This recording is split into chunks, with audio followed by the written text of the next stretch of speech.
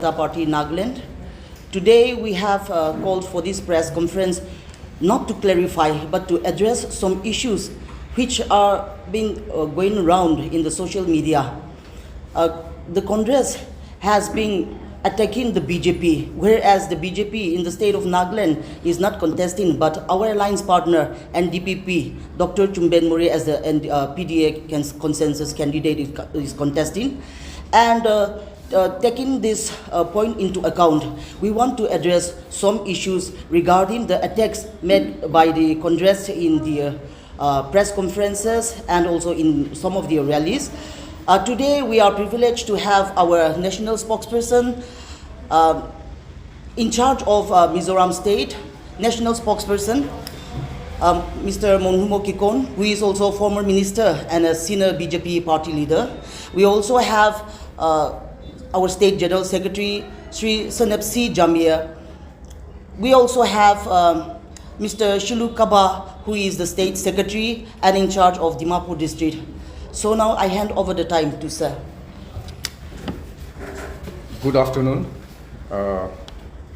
It's a pleasure to have all of you in our press conference. As Sapralu has mentioned, we invited you to make certain issues clear and also to reach out to the people of Nagaland before we go to the polls.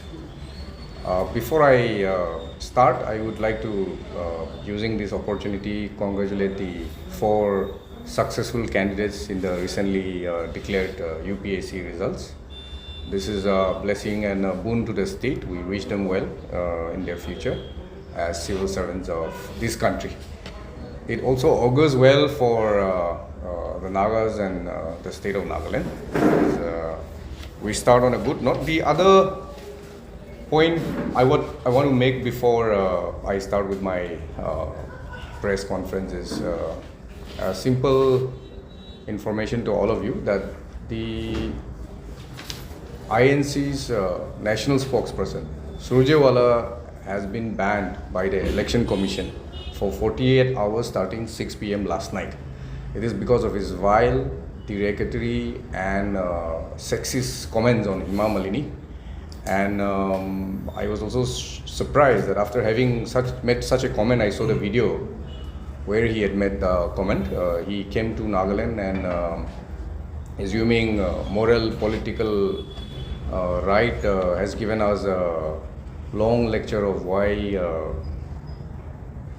they are fighting against the BJP. So, having said that, let me begin. BJP is a pro-development party. It has its concern right at the center of India's interests. It puts nation first above family and other leaders. And that has been exhibited and demonstrated by the 10 years of Prime Minister Modi's tenure. And as we go to the polls, we have already issued our manifesto. I did not talk about it. I just want to take our people back to history where we have witnessed the Congress rule in this country. Let's begin with Nehru. I want to recall his visit to Nagaland in 1953 with UNU, the Prime Minister of Myanmar, where Naga delegation wanted to meet him and submit a delegation memorandum, but they were not allowed. So they left the meeting, obviously angry that the Prime Minister did not meet them. The question is, right from the beginning, they've not been interested in listening to the Naga people and the issues raised by Nagas, and it's demonstrated by his behavior in 1953. Prior to 1947, when India got independence, there were a lot of discussion in the Constituent Assembly on even securing the borders. So if you look at the Indo-Myanmar border today, especially the Naga areas, both in Naga, India and Myanmar, you will see that there were fault lines which were initiated, or rather which the Congress ignored, and that attitude and that approach has continued till date by the Congress party towards the Nagas. So we have a historically long list of Congress neglecting not only the northeastern region but the Naga people as well. I say this because today the Congress leaders have selective amnesia. They talk as if they have always been behind the interests of the Naga people, which is clearly not, and history tells us so. In the 1962 war, all of us know that Nehru left the region to itself by saying that my heart goes out to the people of Assam. And in 1962, let me remind you that Nagaland was part of, or the Naga Hills was part of Assam then, and we had not got our statehood. And he just left us at our mercy.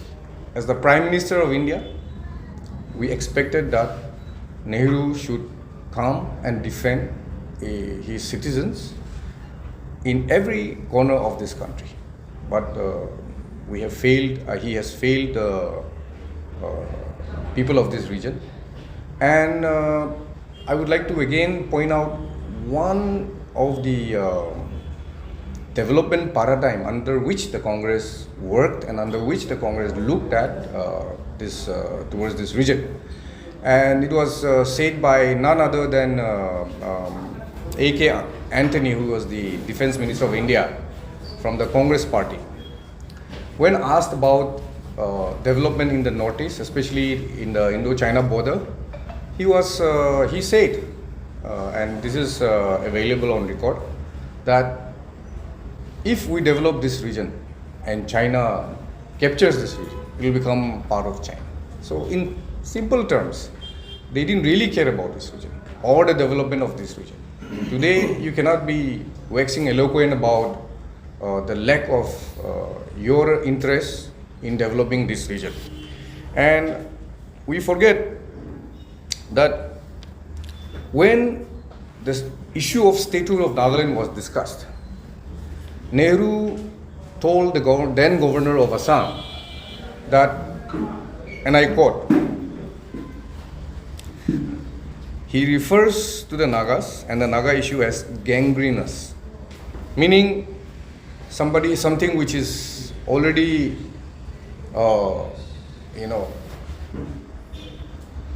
spoiled and therefore needs to be cut off. And this is available in the records. I just want to highlight that the Nehru-Gandhi family has always been anti-Naga, and they've always shown lack of interest towards the Nagas. So this is historically available, it is nothing new. And the next case in point is Indira Gandhi. Indira Gandhi was the only PM, Prime Minister of India, who had and exhibited through the emergency dictatorial tendencies.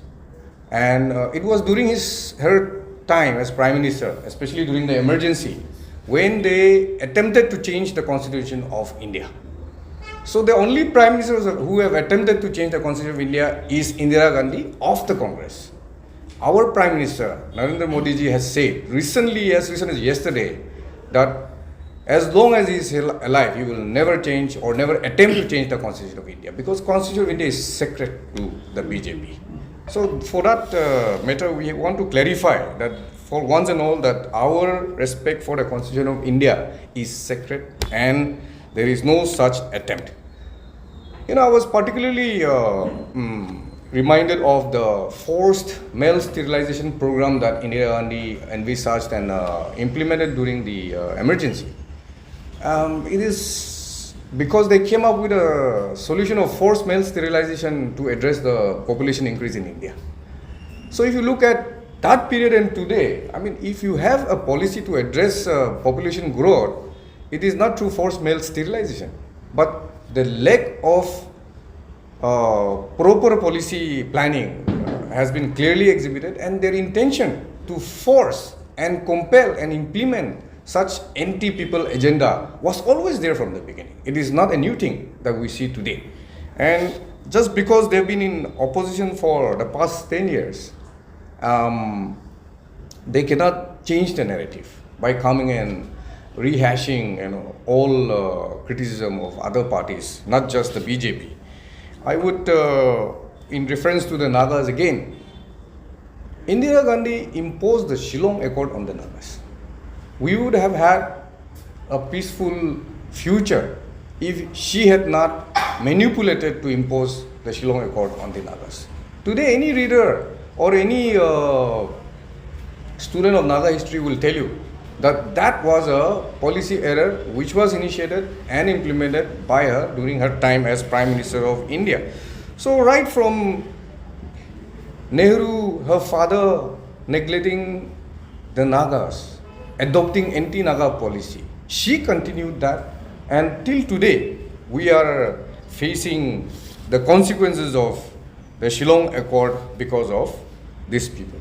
Compare that to the prime ministers put up by the Bharatiya Janata Party. You would see that Atal Bihari Vajpayee, during his time as prime minister, had recognized the uniqueness of Naga history. It's a bold and clear stand taken by the government of India under the leadership of Prime Minister Vajpayee of the BJP. Secondly, refer to 2015 and 2017, Prime Minister Modi had signed the framework agreement and also the agreed position. These are all serious commitment, not just random empty talks, which the UPA did for the past 10 years. They were in power from 2004 to 14, where they did not sign any agreement, where AFSPA was continuing on and on because they had no agenda for the Naga people and also for the northeastern region. I'd like to take you to the reasons why they have been insensitive towards this region. Nehru had clearly stated that he didn't want to develop this region because he feared that India, although it's a democratic country, might fall into the hands of the Chinese. And he didn't want to develop this region. Today, after Prime Minister Modi came to power, you would see from 0 airport in Arunachal Pradesh to 9 airports and mini airports in Arunachal Pradesh. You would see that the BJP has performed miraculously in terms of the development of the Northeast region under Prime Minister Modi. And compared to, I will come back to that, compared to the Congress UPA time, a Prime Minister who was made a Rajya Sabha MP from Assam did not think of Northeast as his home, although it was his adopted home. He was a Rajya Sabha MP from Assam and he was Prime Minister for 10 years. Did he even come once as a sitting Prime Minister to the state of Nagaland? No. Prime Minister Modi came to Nagaland in 2014 in his first year as the Prime Minister of India to inaugurate the Hornbill Festival. And if you remember, the Prime Minister Manmohan Singh of the UPA, Manmohan Singh ji, just did not show any interest for the Nagas, the Naga people and the state of Nagaland. They were only looking east, saying that India is going to use the Northeast as a land link to Southeast Asia towards the development of the economy of this region. He was only looking. When Prime Minister Modi came in 2014 in Kisama during the Hornbill Festival, December 1, he said, from today in Kohima, in Nagaland, I will rephrase our agenda and our narrative for this region and for the country by changing the term look east to act east policy. A significant policy change in terms of international relations was made in Nagaland for the first time in the history of India, of modern India. Would such a policy change happen during the Congress time? Have we forgotten what the Congress has done to the state of Nagaland or to the Naga people? Some may forget because they have collective amnesia, but majority of Nagas cannot forget our history, our past, and the Congress attitude towards the Naga people. We cannot forget. You see, I'll get back to that, but today their lackadaisical approach and attitude towards the Naga has been exhibited has been shown, is recorded, and we cannot forget. No young Naga or old Naga will forget what they have done towards the Nagas. When they got the opportunity for 10 years, they were busy looting the country, 2G, so many scams. All of you know, we need not mention any one of them. And today they are talking of corruption. Corruption is in the Congress DNA. Everyone has seen that. Surjewala came here. He is also a dynast like Rahul Gandhi. His father was also a minister. And Naga people do not believe in dynastic politics. Even if you are chief minister, there is no guarantee your son will be MLA also. It is not in Naga culture. Without knowing Naga culture, they are talking to us and lecturing to us about Naga culture. First, they don't understand the basic, the principles of Article 371A. Who has said in the BJP that we will remove Article 371A? Please tell us. Show us the record. Prime Minister has said we will safeguard the interests of the people of this region, of Nagaland. And he has steadfastly maintained that. BJP has been in the government for 10 years. 10 years we had majority government in the parliament. Have we ever tried to change the constitution of India? Although we had the majority. I remember in 2014 when Amit Shah ji was the president of the BJP. He came to Dimapur and Chumugidima. We had a meeting and he said, nobody will force you to stop your culture. Whether it is in choosing what to eat or in deciding what to wear. It is up to you. It is a free democratic country. And we are here only to strengthen the hands of democracy. Has there been any proof? There has been loose talk and all this propaganda against the BJP is because there is no agenda there in the Congress party today. I would not like to go into what is going to be the situation of the country post-election, because it's already clear to the nation. Today at 10 a.m., Rahul Gandhi gave a press conference in UP. He said, I don't do poll predictions. Then the next statement he made was, I think BJP is going to get 140 to 150. He started doing prediction. He himself is saying, I don't do poll prediction. And he's saying that party will decide whether I will contest in Amethi or not. Whereas when Himanta Biswa Sharma went to meet Sonia Gandhi after getting clearance from the cheat scam fund allegation, he went to meet Sonia Gandhi ji. Sonia Gandhi said, you've met me good, and this is on TV. This has been, this came out in the recent India Today interview with Himanta. He said, Sonia Gandhi said, you go and meet Rahul Gandhi. You be friends with Rahul Gandhi. And I don't want to get into all the details, but you see, by saying that CEC will decide, we are a cadre-based party, I mean, everyone in the country who loves the nation and the growth and the future of this country are leaving the Congress party. There is a mass exodus of Congress leadership in the BJP or other parties today. So, by saying that, he is only belying the truth within the party. Why is he contesting from Wayanad? When, the basis of his, or the primary place where he contested is Amethi. So, a leader who is running away from his home because he is rejected cannot lead this country. And today the Congress cannot come and lecture us about our culture because they don't understand the basic tenets of Naga culture.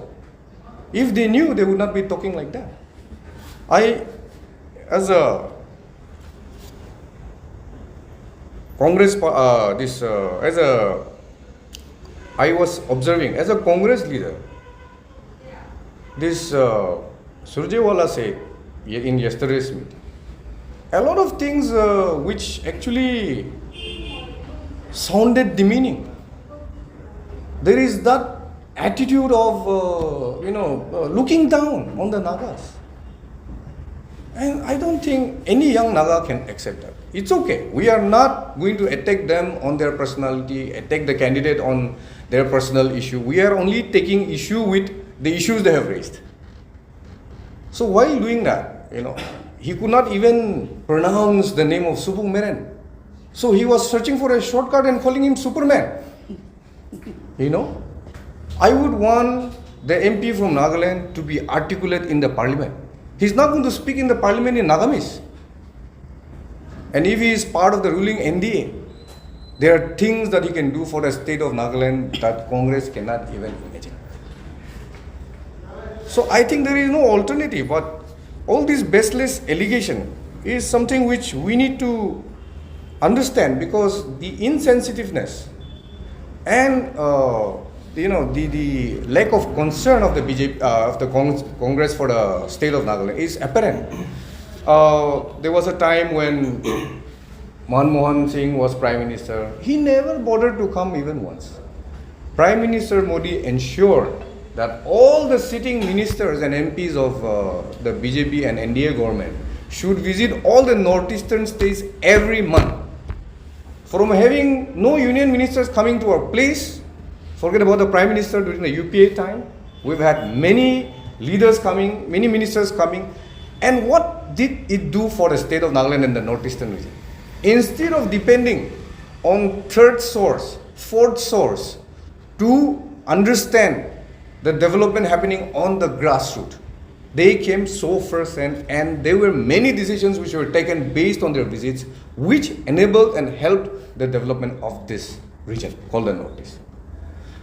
I want to recall, and I want the people of Nagaland to recall, there was a time when a lot of issues were raised by citizens, including account on the roads, sector in Nagaland.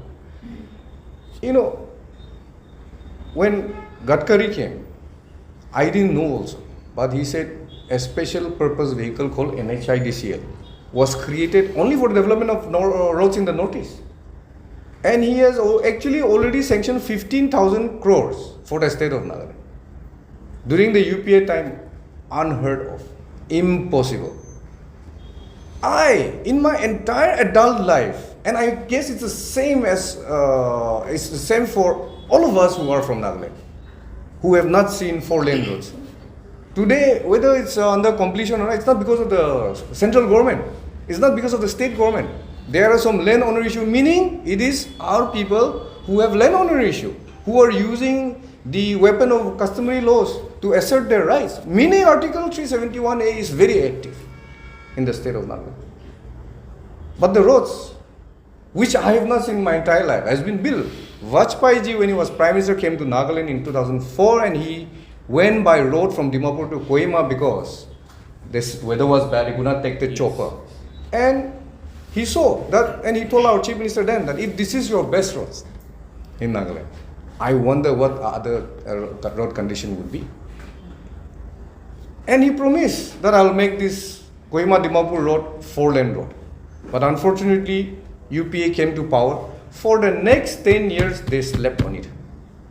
Only after Prime Minister Modi came to power and established this National Highway Infrastructural Development Corporation Limited, a special purpose vehicle for the roads in Northeast, did the construction start.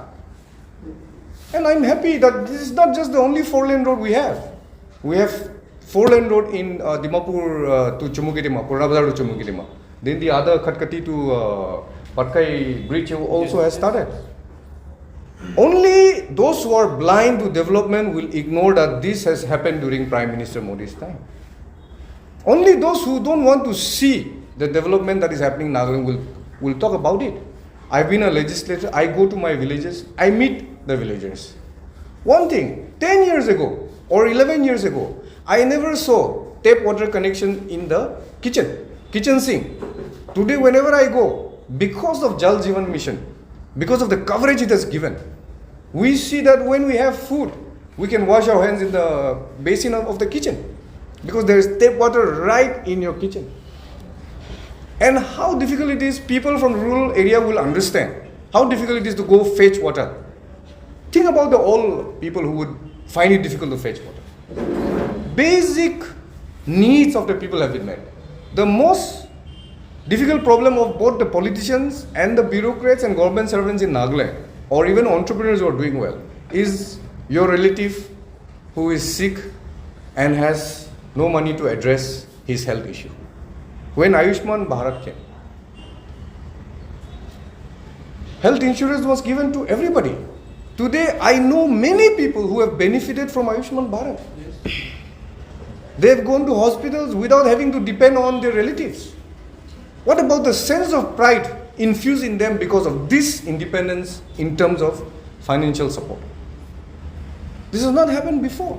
And, housing for rural poor, that has tremendously affected people in all areas of Nagaland. Go to village after village, you will see the development. Nobody will say that Modi is bad in the villages. Only those who are in town, only some who are with the Congress will say negative things about development. Why? Because they are anti-development. They don't want development. They want our people to remain poor and not access facilities like other parts of the country because they want us to remain poor. And they'll talk about issues which are not relevant in the state of Nagaland. I've been a Christian all my life. I've been in BJP for 11 years. I'm still a Christian. If anything happens to Christians any part of the world, I'll be the first one to raise my voice in support of my Christian brethren. Isolated events where law and order is already there addressing that has been blown out of proportion. And I don't think that is the way we play our politics in the state of Nagaland. I think our rights are very important. Our issues are very important. Forget about our rights and issues. They didn't even want to look at this state as a state of importance for them. For the 10 years they were in power.